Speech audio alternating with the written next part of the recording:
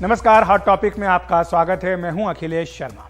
अगर अशोक गहलोत कांग्रेस के अध्यक्ष बनते हैं तो उन्हें राजस्थान में मुख्यमंत्री की गद्दी छोड़नी ही पड़ेगी। आज राहुल गांधी ने साफ कर दिया कि उदयपुर चिंतन शिविर में एक व्यक्ति एक पद का प्रस्ताव पारित किया गया था, जिस पर अमल करना होगा। इससे पहले गहलोत ने इशारा दिया था कि वे एक से अधिक पद भी संभाल सकते हैं। इस तरह से अब यह साफ हो गया है कि गहलोत अध्यक्ष पद की दौड़ में सबसे आगे हैं। अब सवाल यह है कि राजस्थान में कुर्सी कौन संभालेगा। लंबे समय से इस पर नजरें गड़ाए सचिन पायलट की किस्मत चमकेगी या फिर गहलोत अपने किसी भरोसेमंद को खड़ाऊ थमा देंगे। इस बीच कांग्रेस अध्यक्ष के चुनाव को लेकर गतिविधियां भी तेज हो गई हैं। आज कांग्रेस अध्यक्ष पद को लेकर के चुनाव के लिए अधिसूचना भी जारी कर दी गई है, यानी अब नामांकन पत्र भरने का काम शुरू हो जाएगा। आपको बता दें कि जो कार्यक्रम है उसके मुताबिक अगर एक से अधिक उम्मीदवार हुए तो 17 अक्टूबर को इसके लिए मतदान कराया जाएगा। अभी मोटे तौर पर माना जा रहा है कि केवल 2 ही उम्मीदवार सबसे आगे इस दौड़ में हैं। पहले हैं अशोक गहलोत, राजस्थान के मुख्यमंत्री, और दूसरे हैं केरल से सांसद शशि थरूर। इन दोनों के ही नाम बताए जा रहे हैं। लेकिन गहलोत का गणित थोड़ा बिगड़ा हुआ बताया जा रहा है, क्योंकि अध्यक्ष चाहे वो बन जाए, लेकिन राजस्थान में क्या होगा, क्योंकि राहुल गांधी ने गहलोत पर अब बड़ी लकीर खींच दी है। एक व्यक्ति एक पद के सिद्धांत की बात राहुल गांधी ने आज एक प्रेस कॉन्फ्रेंस में कही। उन्होंने कहा कि जो उदयपुर में तय किया गया वो कांग्रेस की वचनबद्धता है, यानी उस पर अमल करना होगा। अब गहलोत अगर अध्यक्ष बनते हैं तो जाहिर सी बात है कि उन्हें मुख्यमंत्री पद की कुर्सी छोड़नी पड़ेगी। अगर वो अध्यक्ष बनते हैं तो 24 साल बाद कोई गैर कांग्रेस व्यक्ति कांग्रेस का अध्यक्ष बनेगा। आखिर में इससे पहले सीताराम केसरी थे। और राजस्थान में चाहते क्या है गहलोत? वो चाहते कि राजस्थान में विधायकों के हक में यह फैसला हो, विधायकों के हाथ में यह फैसला हो कि मुख्यमंत्री अगला वो चुने। अपने किसी विश्वस्त को मुख्यमंत्री बनाने के पक्षधर हैं अशोक गहलोत। और जाहिर सी बात है कि सचिन पायलट, जो कि उनके पुराने प्रतिद्वंदी हैं, वो भी मुख्यमंत्री पद की दौड़ में हैं। सचिन को यह भरोसा है कि आला कमान उनसे किया गया वादा निभाएगा और उनके हाथ में कुर्सी थमाएगा। अब आगे क्या होगा ये देखने की बात होगी। लेकिन आज हम ये सुन लेते हैं कि राहुल गांधी ने क्या कहा है एक व्यक्ति एक पद के बारे में। व्हाट वी हैव डिसाइडेड, जो हमने उदयपुर में डिसाइड किया, वो कांग्रेस पार्टी का एक कमिटमेंट है, तो I expect that commitment will be maintained.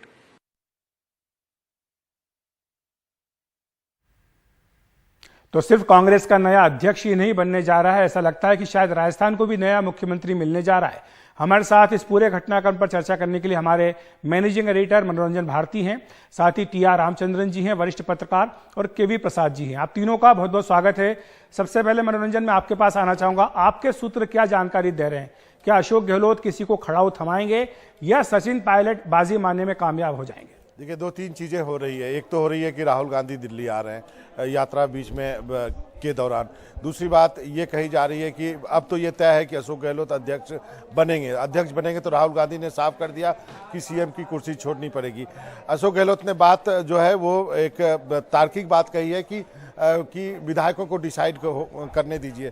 अब विधायक जो क्या डिसाइड करेंगे, ये कांग्रेस आला कमान या कांग्रेस का ऑफिशियल यदि वर्जन भी लेंगे तो वो भी कहेंगे विधायक दल ही फैसला करेगा। लेकिन पर्ची पे किसका नाम लिख के पर्यवेक्षक जाएंगे, वहां से तय होगा कि मुख्यमंत्री क्या कौन होगा। रेस में सबसे आगे सचिन जरूर चल रहे हैं। लेकिन एक और जानकारी दे दूं कि ये भी कहा जा रहा है कि जब नामांकन भरने के वक्त शायद जो है अशोक गहलोत मुख्यमंत्री पद से भी इस्तीफा दे या उनसे ले लिया जाए। इस संभावना से भी इनकार नहीं किया जा सकता है। रामचंद्रन जी, आपके पास आना चाहूंगा। अशोक गहलोत को आप बहुत करीब से देखते आए हैं, उनको जादूगर माना जाता है, राजनीति का जादूगर। कल तक वो कह रहे थे कि एक पद क्या 2 पद, वो तो 3 पद भी संभालने के लिए तैयार हैं। लेकिन अब आज राहुल गांधी ने स्पष्ट कर दिया कि एक व्यक्ति एक पद का सिद्धांत ही चलेगा। तो क्या आपको लगता है कि जादूगर का जादू नहीं चला?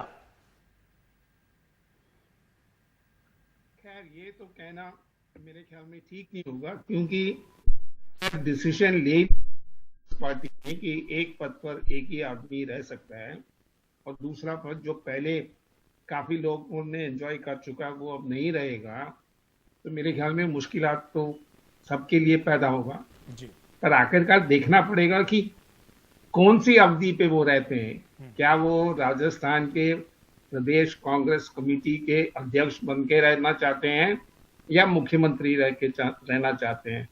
अब देखना पड़ेगा कि यहाँ पर क्या किस किस्म की दाव पे चलेंगे और उसके मुताबिक कुछ निकल के आएगा बाहर। ठीक है। और ये जो डिसीजन लिया है कि एक पद में एक ही आदमी रह सकता है, और वो पहले जमाने जैसे नहीं कि आप 2-3 जगह रह जाएं और आपका काम हो जाएगा, अब वो बंद हो गया। उससे मेरे ख्याल में बहुत सी दिक्कतें काफी लोगों को आ रही है, और सबसे पहला इंस्टेंस है यहाँ पर।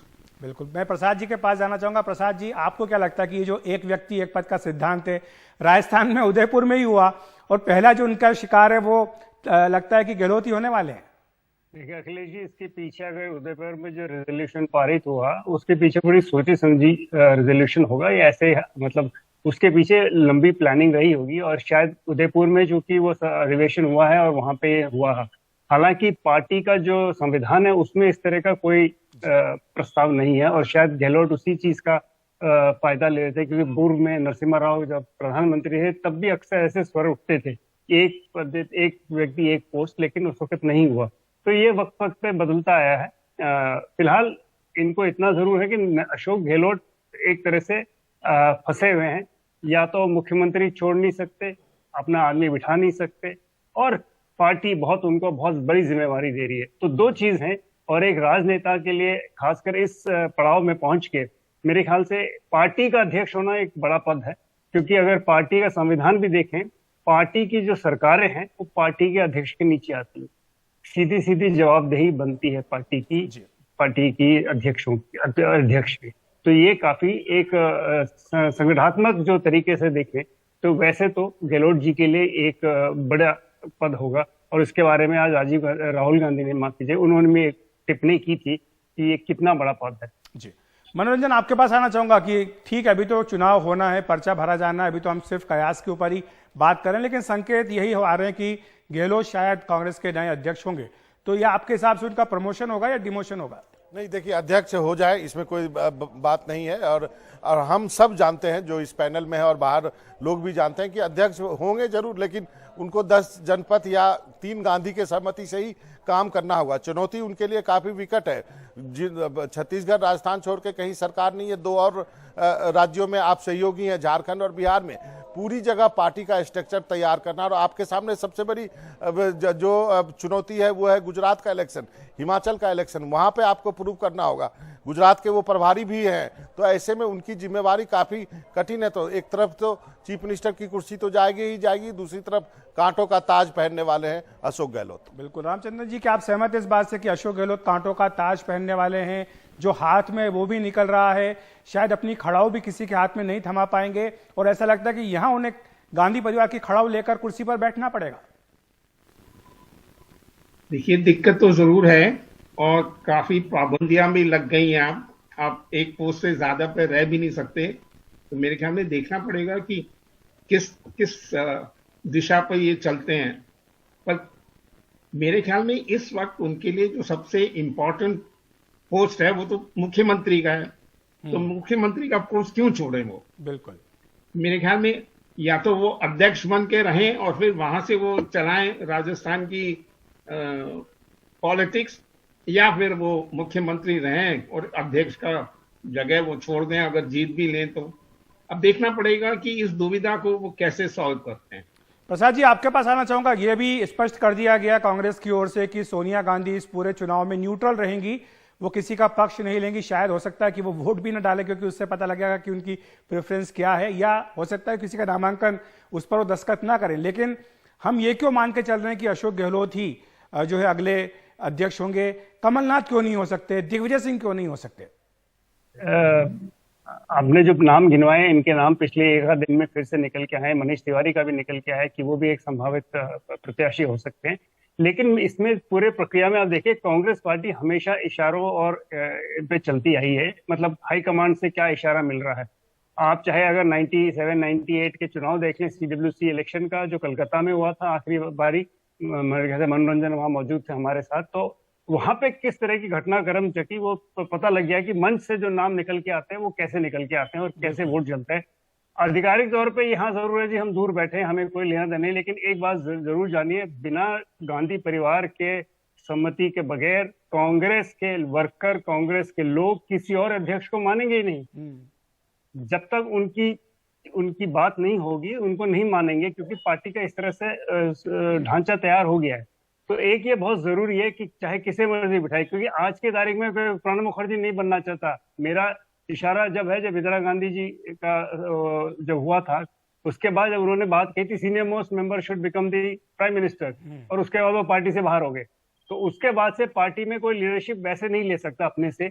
चाहे जितिन प्रसाद ने चुनाव लड़ा, उससे पहले सीताराम केसरी के वक्त राजेश पायलट और पवार साहब भी लड़े हैं, लेकिन सबके हालात सबके सामने है। तो मेरा मानना जरूर है कि बिना पार्टी के अध्यक्ष और अनऑफिशियल या चाहे न्यूट्रल कहते हैं, लेकिन सबको पता है इशारा किसकी तरफ। मनोरंजन, आपसे आखिर में पूछना चाहूंगा, क्या सचिन को वादा किया गया था और क्या यह वादा इस बार आपको लगता है कि आखिरकार पूरा होगा? सचिन यही उम्मीद कर रहे हैं कि जो वादा उनके साथ किया गया था वो निभाया जाएगा। हालांकि ये भी कहा जा रहा है कि गहलोत साहब जो सोनिया गांधी से मिले हैं तो उन्होंने ढेर सारी फ़ोन की रिकॉर्डिंग भी शायद उनको दी है। हालांकि इसकी पुष्टि नहीं कर सकता हूं, लेकिन एक चीज़ अंत में जरूर करना चाहूँगा कि अशोक गहलोत के लिए सबसे बड़ी बात क्या है, यूएसपी क्या है, यूनिक सेलिंग पॉइंट क्या है कि वो 10 जनपद के आदमी है। 10 जनपद का आदमी, 10 जनपद का सबसे वफादार आदमी वो माने जाते हैं। और यही जो प्रसाद सर ने कहा कि इशारे समझते हैं बाकी कांग्रेसी, तो बाकी कांग्रेसी इशारे समझ गए हैं कि इसी पर दांव खेलेगी 10 जनपद, और इसी पर हम सबको दांव लगाना। रामचंद्रन जी, जाते जाते आपसे संक्षेप में जानना चाहूंगा, क्या आपको लगता है कि 2024 में जो कांग्रेस के अध्यक्ष होंगे वो प्रधानमंत्री पद के उम्मीदवार होंगे या राहुल गांधी ही कांग्रेस पार्टी का चेहरा है? कि राहुल गांधी अब इतनी दूर चले आए हैं तो कांग्रेस का चेहरा तो जरूर रहेंगे। अगर उनको रूल आउट करते हैं तो मेरे ख्याल में चीजें बड़ी तकलीफ में, कांग्रेस की पार्टी को अपनी तकलीफें बढ़ जाएंगी जी। अब तो मुझे नहीं लगता, अब तो राहुल गांधी अपने कुर्सी पे बैठ गए हैं, अब वही चलाएंगे जितने दिन वो चला सकते हैं। बहुत बहुत शुक्रिया आपका रामचंद्रन जी, प्रसाद जी और मनोरंजन, आपका हमारे साथ जुड़ने के लिए, विस्तार से समझाने के लिए कि कांग्रेस के अध्यक्ष चुनाव के अंदरूनी समीकरण क्या है और जिसके बारे में जल्द ही तस्वीर साफ हो जाएगी। हॉट टॉपिक में फिलहाल वक्त एक ब्रेक का।